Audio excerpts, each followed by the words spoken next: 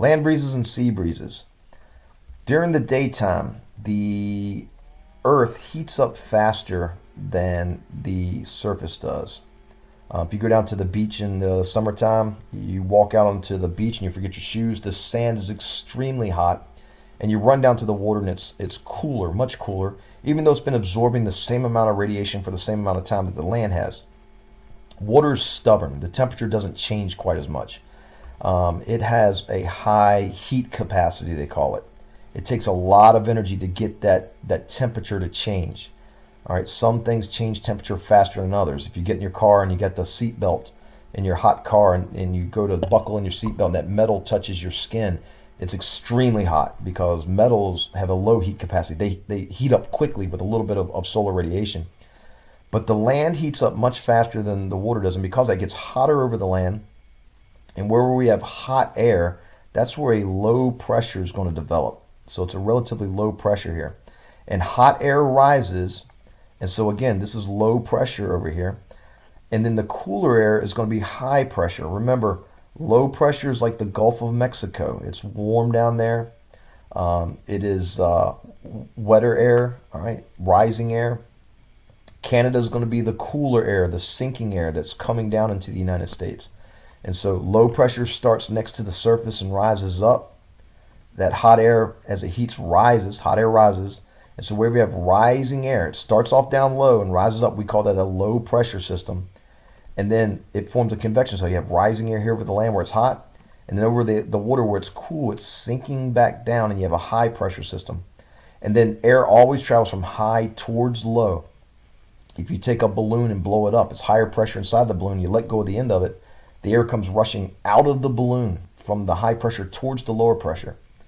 So it runs from high pressure towards lower pressure. And because of that, that's when we're going to call this, we always name our winds from the direction they're coming out of. This would be a sea breeze. It's coming from the ocean towards the land. And of course, where that moist air, where there's evaporation going on, it hits here and starts to rise up.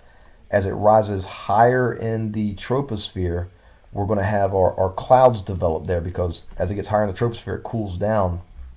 Can't hang on to that moisture that it has here on the ground. And so we start to have clouds develop during the daytime. So let's draw some clouds up there. Here's where our clouds are going to develop over top of the land during the daytime. At nighttime, the opposite occurs. Again, water's stubborn. It doesn't change temperature very fast. But the land will actually cool down faster than the water. Water stays about the same temperature. But because of that, now the land has cooled down at nighttime over top of the water. That's where the lower pressure is going to be. It's a little bit warmer than the surface of the land is. And so we have warmer air here over the water and cooler air over the land. Of course, the warm air starts to rise. And as that warm air rises up, this is where our low pressure is going to be. Another way to think about it is if I have a cinder block sitting on your head. Well, these are air molecules. They're not as heavy as cinder blocks, but it does have mass. As I lift that weight off of your head, it's going to be lower pressure pushing down on your head. And also out here where I have higher pressure over top of the land, here's where I have sinking air, sinking down. And so if I take those air molecules and push them down onto your head, that's where the higher pressure is going to be. So here at the surface, we have higher pressure over land, lower pressure over the water. And again, the air moves from higher towards the lower pressure. And we always name our winds the direction that they come from. So at night times, this is coming from the land towards the water. This is where our land breeze is going to be. So land breeze and sea breeze are created by the differences in basically how fast the water and the land heat up. And so that's going to be the heat capacity between land and water.